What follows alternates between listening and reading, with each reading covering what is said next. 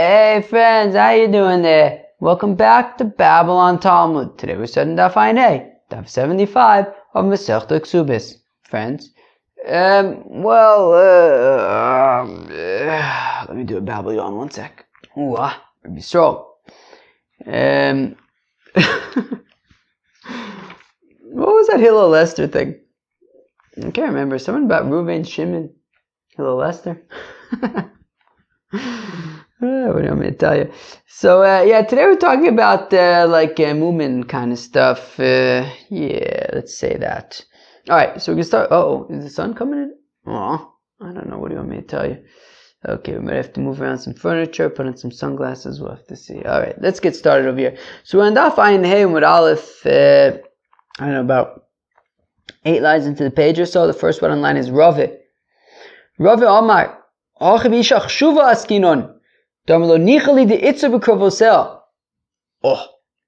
what this is talking about?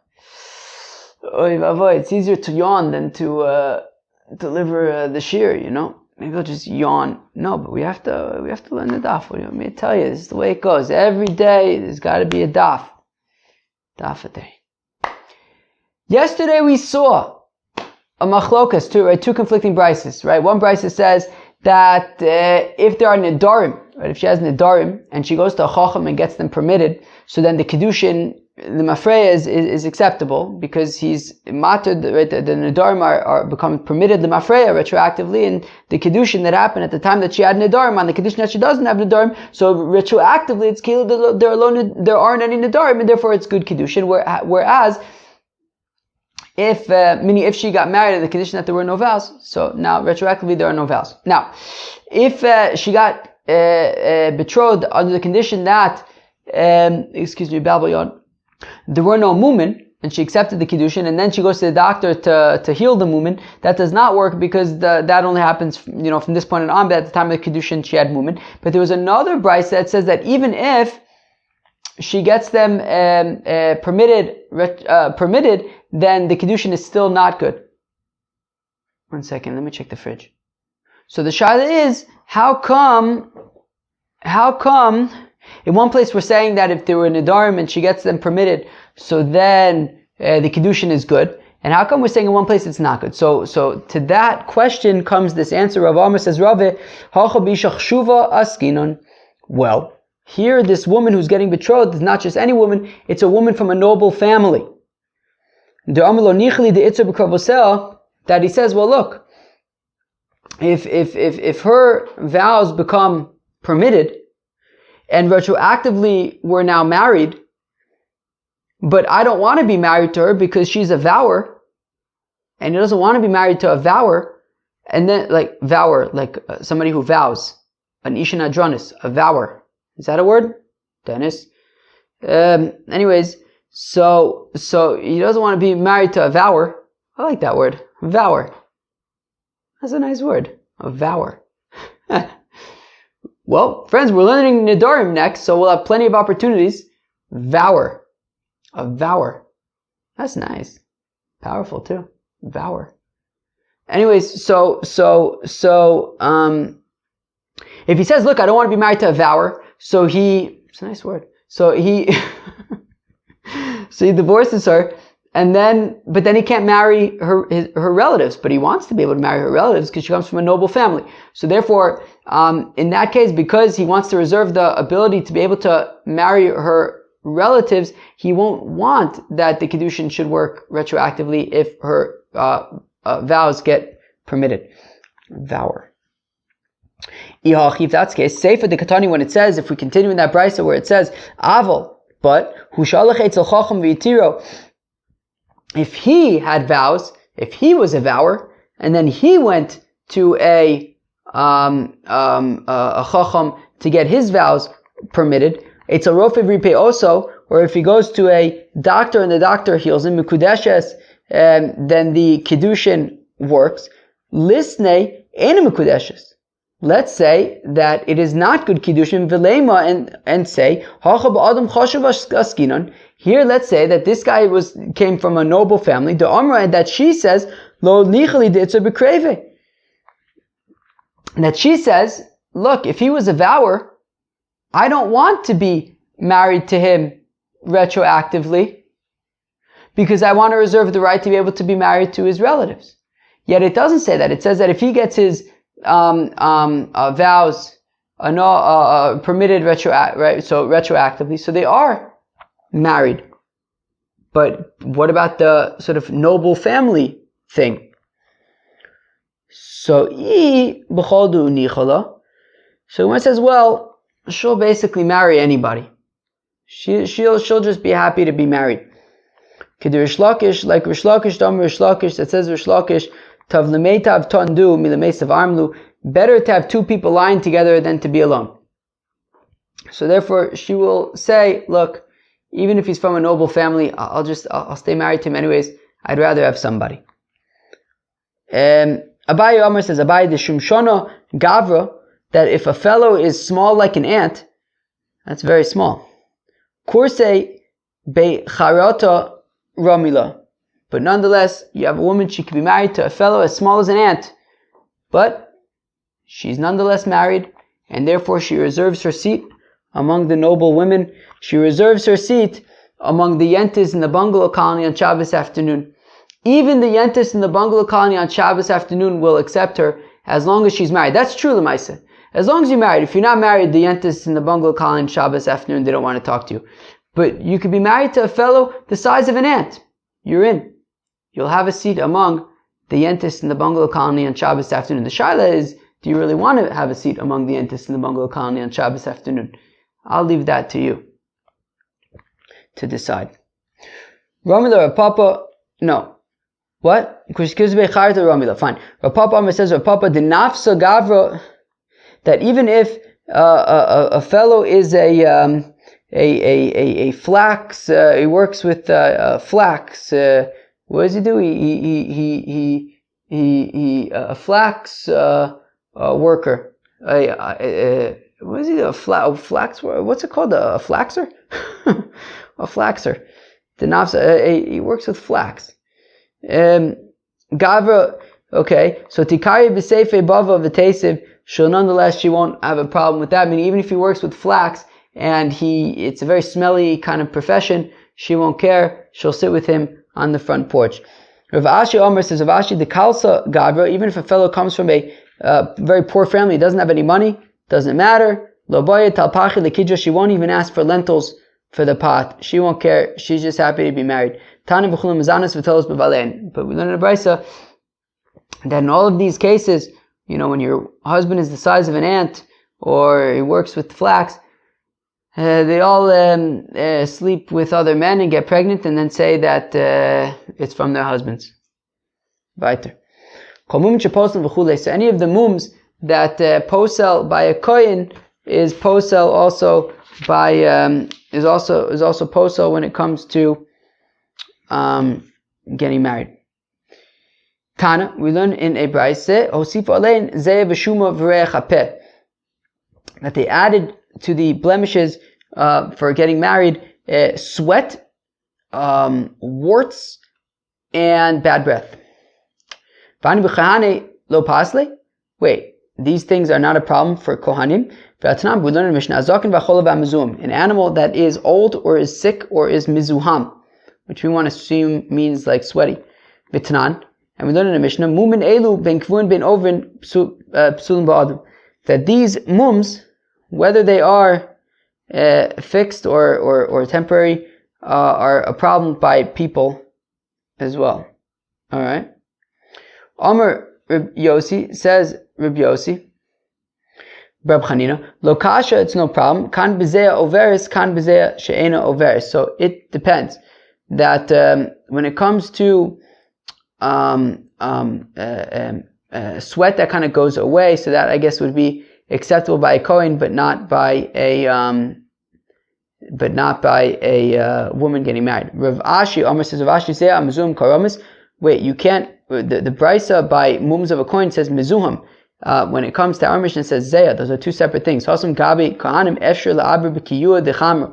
When it comes to the kohanim, you could remove it with like wine vinegar. And also with bad breath, you could just stick a pepper in your mouth. avoda and do the avoda v'gabi ishalo efshir. You can't just stick a pepper in your wife's mouth the whole time. It's not very nice. Now, what kind of wart are we talking about?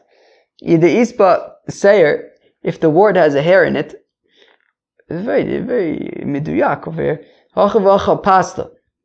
Well, if the wart has a hair in it, then both by Kohanim and by your wife, it's going to be a problem.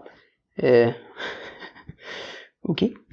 Either lo is basayer, if there's no hair in it, ishuma gedole, if it's a big wart. I think a shuma is a wart. Why not? What else would it be? Excuse me, let me confirm. Oh, it's a mole. It's a mole. I guess that's different than a wart. Alright, a mole, fine.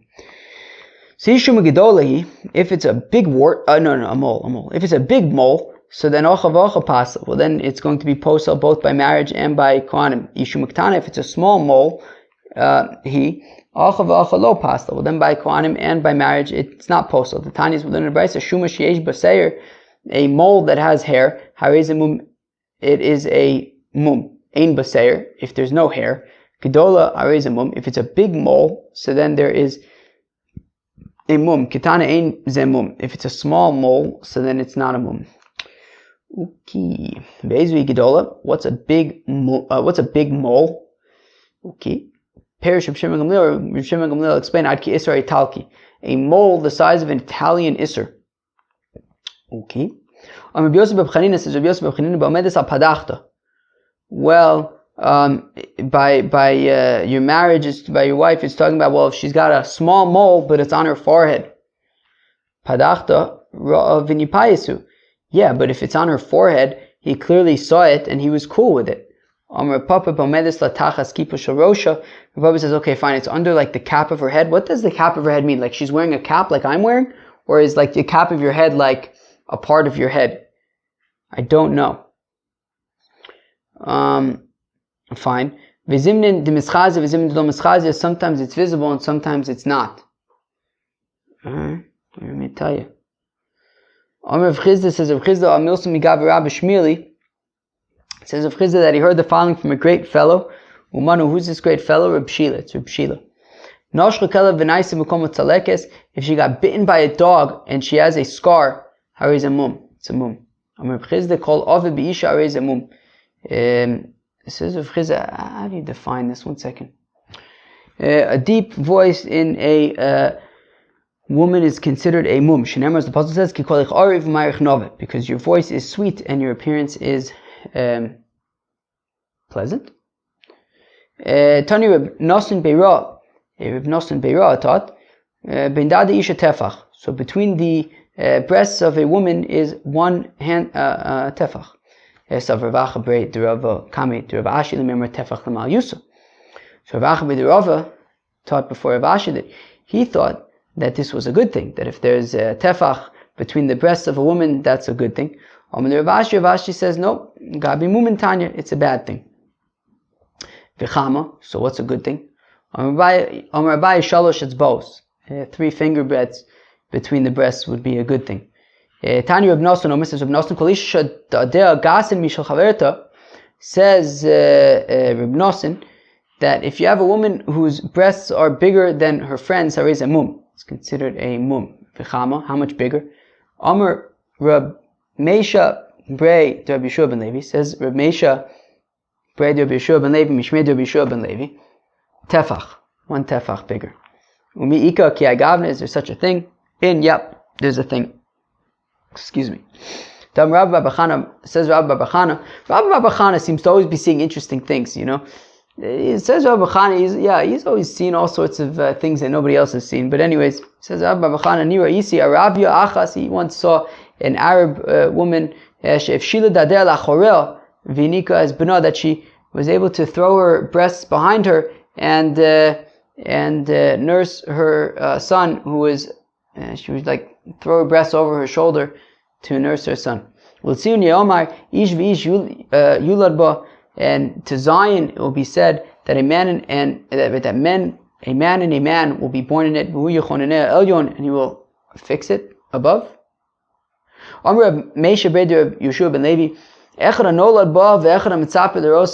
whether it's somebody who's born in Eretz Yisrael, or whether it's somebody who longs to be there.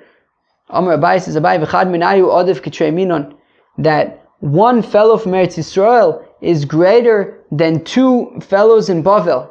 Amar Rava says, Rava v'chad minon, but one of us from Bavel, ki salik lahasam, when he makes aliyah to Eretz Yisrael, odif k'trei minayu is even better than two of them. So you hear this. So wait, so what does that mean mathematically? If one fellow from Eretz Yisrael is equal to two Babylonians, but a Babylonian who goes to Eretz Yisrael is equal to two people from Eretz Yisrael. So the lowest on the chain is the Babylonian. One fellow in Eretz Yisrael is equal to two Babylonians, but a Babylonian who moves to Eretz Yisrael is then equal to two Eretz Yisrael fellows. Eretz Yisrael Yidden. So therefore that means a Babylonian who moves to Eretz Yisrael, I guess 4 times as good as a Babylonian in Bavel? I think so.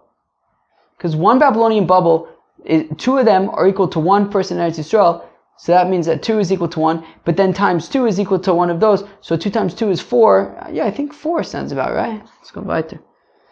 So, fine. So now, okay, where am I? Okay, can you find Rabbi Yirmiyah, because Rabbi Yirmiyah, when he was in Bavel, he couldn't figure out what the rabbis were saying. But Kisalik Lahasam, when he went to Eretz Yisrael, all of a sudden he was calling us the silly Babylonians. Alright. Let me tell you. Let's go weiter. Oh,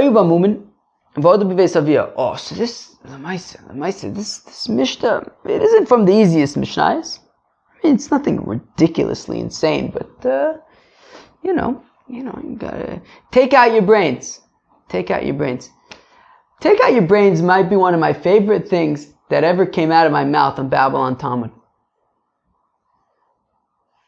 That's what happens. 2.5 years of babbling, and something like take out your brains emerges. Take out your brains. That's a funny one. Take out your brains. Well, Chevra, take out your brains for this Mishnah. So if it was revealed that she has blemishes and she is not yet married, she's engaged but she's not yet married, she's still at her father's house. So the father, if he plans to extract ksuba payment from the chosin, so he has to bring a proof that at the time of betrothal she did not have these blemishes, and the blemishes came only after betrothal, and therefore, sorry dude, tough luck, and you have to pay me the ksubah.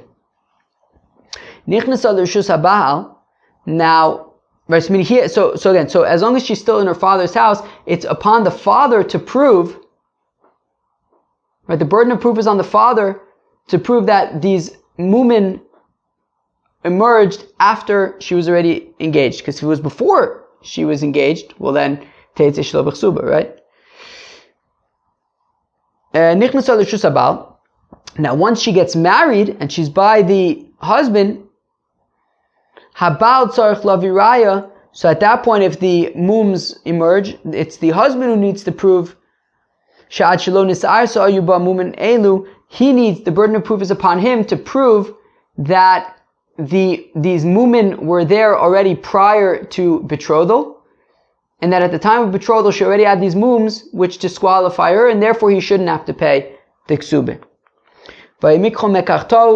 And it was a mistaken kiddushin, and therefore you shouldn't have to pay the ksubah. That's what Meir v'Chacham, whereas the Chacham say, when do we say that the husband is able to make a taina about the mumin and not have to pay ksubah? These are hidden blemishes. Aval. If they are revealed, external, visible mumin, then he cannot make that taina because he should have seen it. Now, if there is a bathhouse in that city, even the blemishes, the hidden blemishes, he cannot make a claim about because if there's a bathhouse, well then so b'kravosov, he'll ask his relatives to check her out and see if there are mumin shebeseser. Okay, says the Gemara, time of the Maisya of Raya. So we had said in the first part of the Mishnah that if these mumins emerge and she's still in her father's house, the burden of proof is on the father. Meaning we don't say, friends, remember the machlokas at the very beginning of the Masechta, the first parak of the Masechta. Wow, this is about 2 months ago already. Wow. We've been learning Ksubis for a while. How you guys been enjoying Ksubis? Geschmack, right? I mean, after Yevamis, man, it was nice, man. Yevamis was insane. Ksubis is Geschmack. So, if you remember from the beginning of Ksubis, so there was a machlokas between Rabbi Yehoshua and Rabbi Gamliel. That Rabbi Yehoshua had said, right, in the situations, with like the mukaseits and all that stuff, that there's the chazaka, so Rabbi Yehoshua had said, the chazaka de mama, right, that meaning, right now, the husband has the money. And therefore, Rabbi Yehoshua says if the husband has the money right now, and we're trying to extract that money from him, the burden of proof is on the father to prove that the mums emerged after Kiddushin in order to, override the chazaka that the husband has the money right now. And only if he brings a proof that the mums emerged after Kiddushin, only then can he extract the money. Whereas Rabbi Gamliel's opinion would be that the chazaka de gufa, that the chazaka is that she wasn't born with mums, and therefore the chazaka is that she does not have a mum, and therefore the burden of proof would be on the husband to prove that she did have a mum prior to Kiddushin, and therefore it was a mekach, and therefore he shouldn't have to pay the Ksubis. So time of the Maisya of Rayas, it says the Gemara, that the ratio of the Mishnah is saying that when she's in her father's house, she has to, the burden of proof is on the father, because even though the chazaka of her body is that there was no mum, but the chazaka of the money is that the husband has the money right now, and if the father wants to extract the money from the husband, he has to prove that the mumin emerged after Kiddushin. Halo Maisya of Raya, but if the father does not bring a proof, Habal Mehemen, so then we believe the husband. Mani Rabbi Yehoshua, that's like Rabbi Yehoshua, the Amr, Lamipia Anu Chayin. That's like Rabbi Yehoshua says, look, we don't just live based on what she says, and we go based on the chazaka of the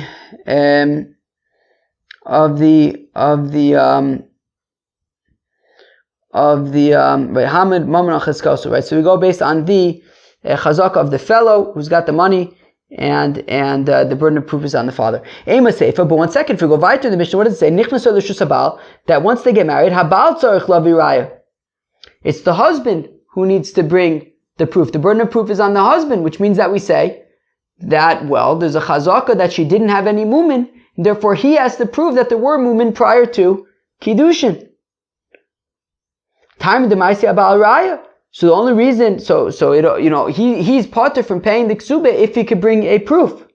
Halo Maisya Abal Raya Ha'av Mehemen. But if the husband does not bring a proof that she had mumin prior to Kiddushin, so then the husband is not believed, the father is believed. And he would have to pay the Ksubah. Asano Rabbi Gamliel. That's like Rabbi Gamliel who says that you go based on the chazaka of the guf, of the body, and the chazaka is that she didn't have any mumin. Domin menace that she's believed. So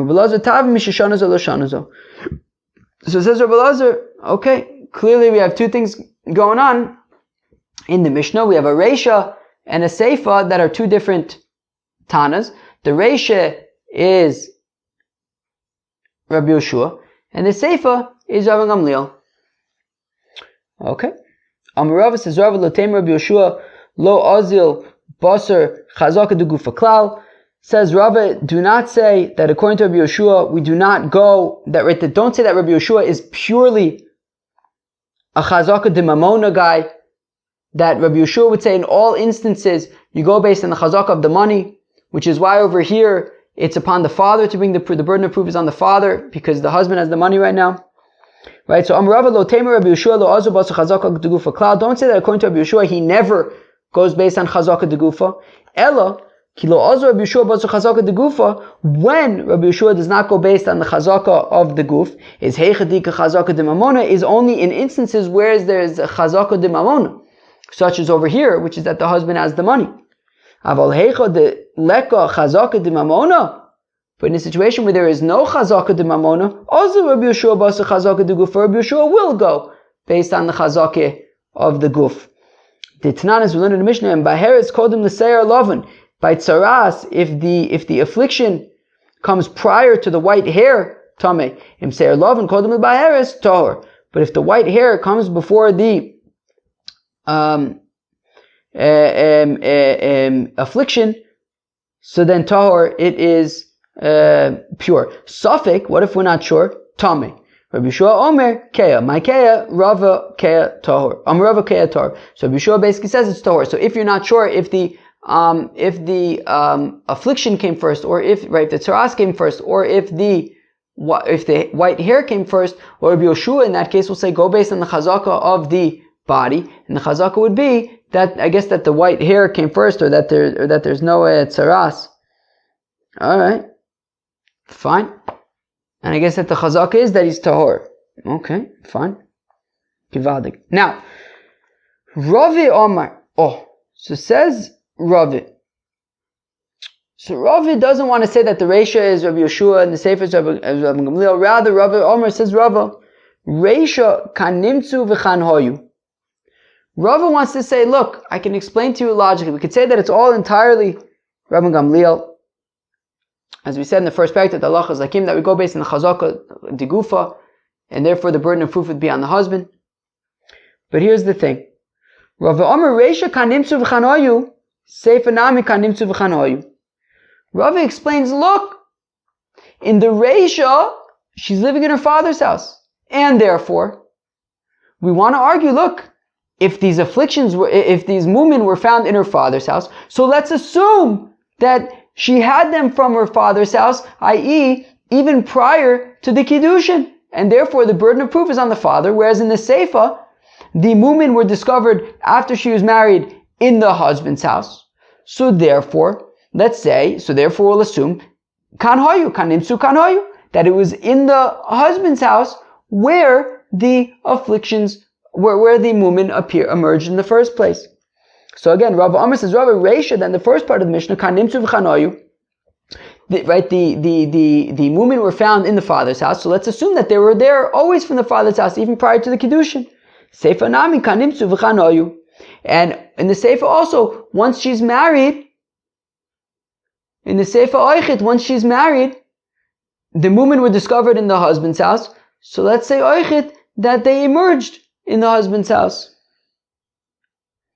And therefore the burden of proof is on him to prove that they're already from prior to Kiddushin. Eisvei Abaye. Abaye Sakash. Nichnas Lushus Abal. So it says in our Mishnah that once they get married, Habal Tzorich Laviraya, it is upon the husband to bring a proof, Sha'ad Shelo Tis'ares, Hayu Bamumin Elu, that these mums were already there prior to Erisin, Vayimikcho Mekach Tos. And that it was he got married by mistake, and therefore shouldn't have to pay his ksubis. Ad shelo tisaris in. So now this is if he proves that the mumin were there already from before erisin.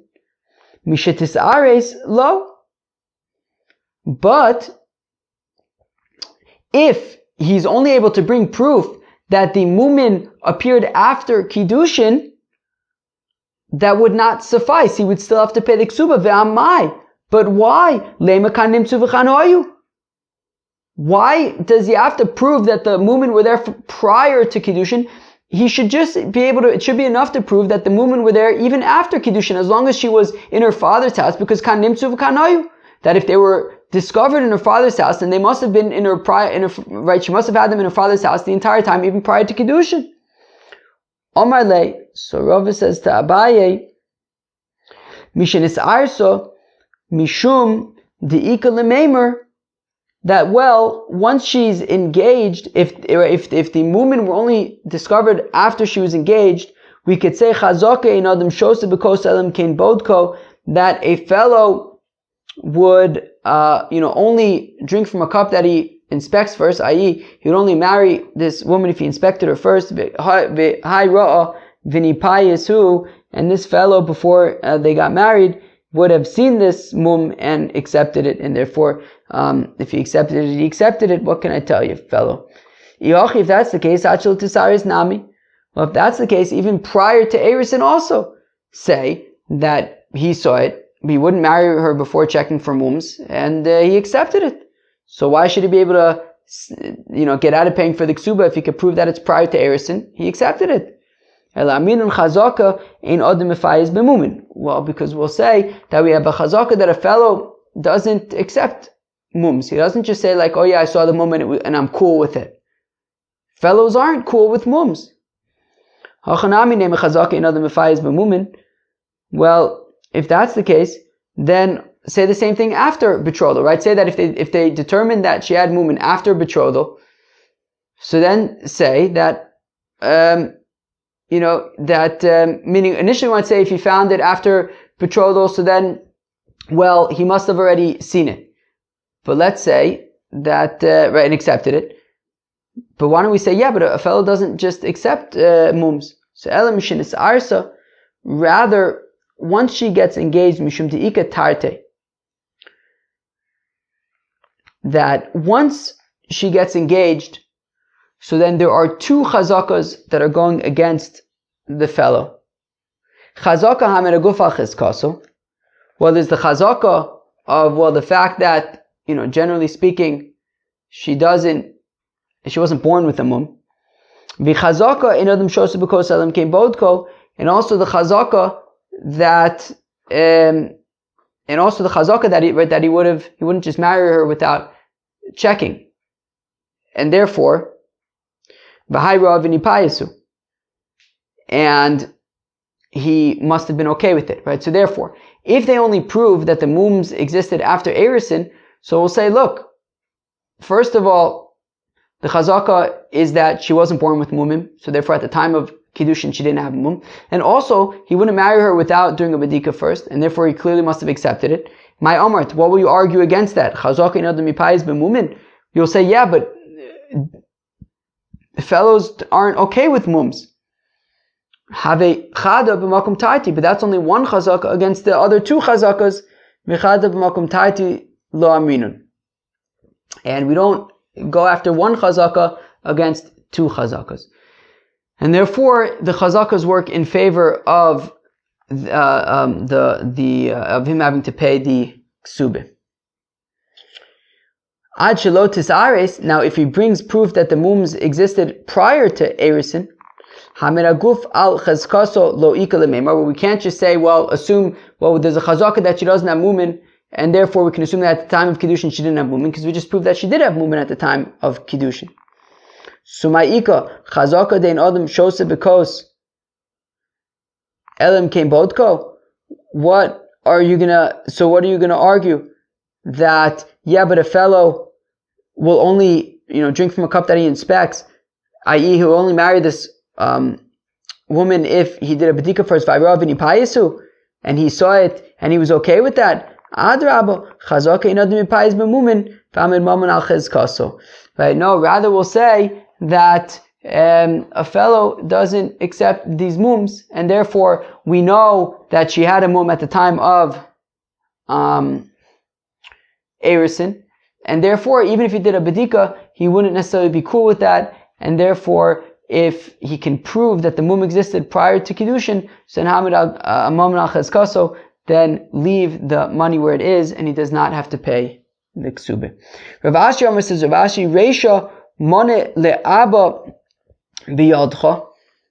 Well, says Rav Ashi, that in the Reisha, when she's in her father's house, the reason why the burden of proof is on the father, and we do not say that, the chazaka of the guf is that she does not have mumin, and therefore the husband should have to pay the ksuba, because we assume that based on the chazaka that she wasn't born with mumin, therefore she didn't have mumin at the time of Erisin. We don't say that. Rather, we say that the father needs to, the burden of proof is on the father. It's because basically, if she was engaged and she wasn't a bogeris, so if she was engaged and then they get divorced from engagement, the money goes to the father, and therefore, right? It's a situation of Rav Ashi Omer Reisha Mana LaAba Biyadoch. That it's that Biyadcha, right? The claim is that her father is owed money, not her, and therefore we're not going to go based on the chazak of her goof in order to make for her father to get a payment. V'seifa Mana Li Biyadcha. Whereas in the Seifa, after marriage, once they're married, then if they get divorced, she would get the ksuba. And therefore, she's saying that this is money for me that you have to pay me my ksuba. And therefore, we do go based on chazaka de gufa. And therefore, that's why he would have to pay the money, because the chazaka is that she didn't have mums at the time of Erisin. Eisvi Ravacha, Breder of Avia, the Ravashi. Ravacha, Breder of Avia, as Akasha to Ravashi. Moder Reb Meir b'mumin, haru'uyin lavo ima mibeis avia.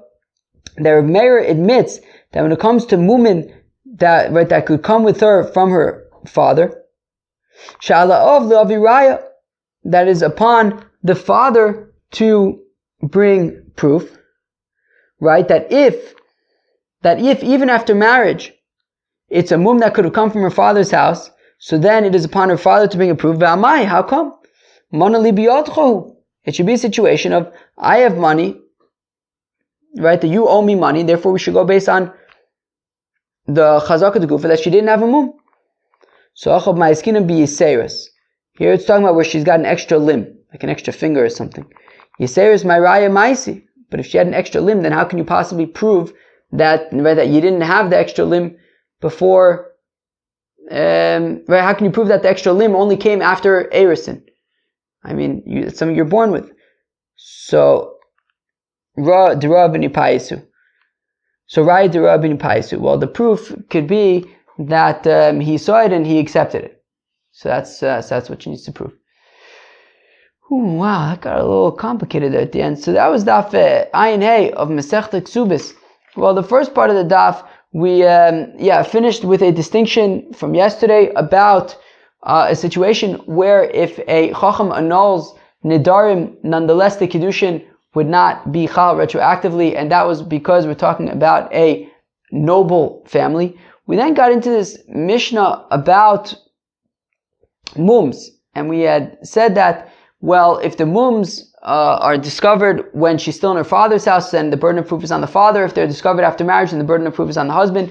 We had different ways of understanding this.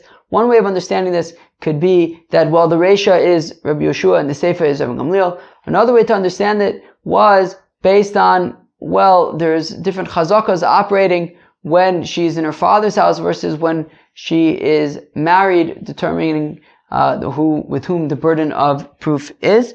And Rav Ashi said at the end that the difference between the Reisha and the Seifa is that in the Reisha we don't go based on Chazaka de Gufa because it's not the money isn't actually going to her, so we don't go based on her Guf. But after marriage the Chazaka is going to her, so therefore we go based on Chazkas de Guf, and that's why the burden of proof is upon him. Friends, hope you enjoyed Daf Ayin Masechta Ksubis. Peace out.